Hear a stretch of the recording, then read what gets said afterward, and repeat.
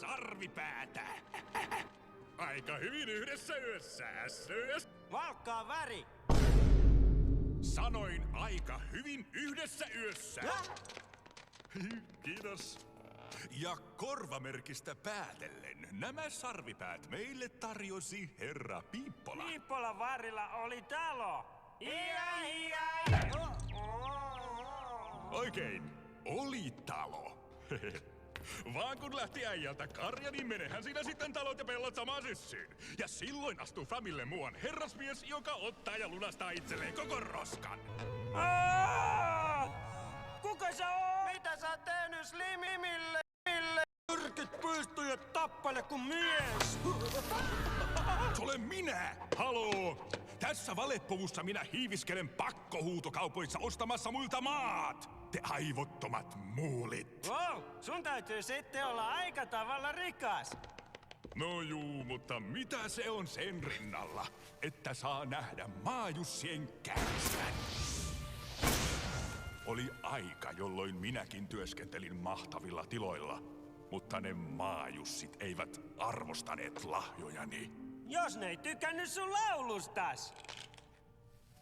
Laulusta? Lintu laulaa. Salunapimu laulaa. Pikkuinen höpön nassu laulaa. Minä jodlaan, ja se on taidetta! Taidetta.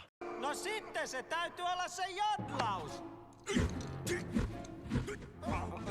Ei kun ne tarkoitti, että kaikkihan jodlauksesta tykkää.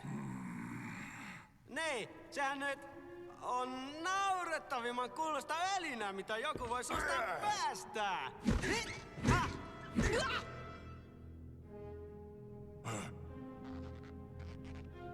Gil, Ne? onko se niin, että joka ainut kerta, kun me olemme kokoontuneet tähän kammioon, sinä istua jämähdät tuohon samaan paikkaan niin, ettei tuota onnetonta länttiä näy? Näin se taitaapi olla. Hei! Slim Setä, sen nimi on Poutapilvi. Pakkohuutokauppa torstaina. Torstai. Asia selvä. Torstaina siis. Heti myytyämme tämän lauman. Se ei kylläkään oo mikään iso. Pienikin käy silloin, kun on kyseessä julma ja säälimätön osto.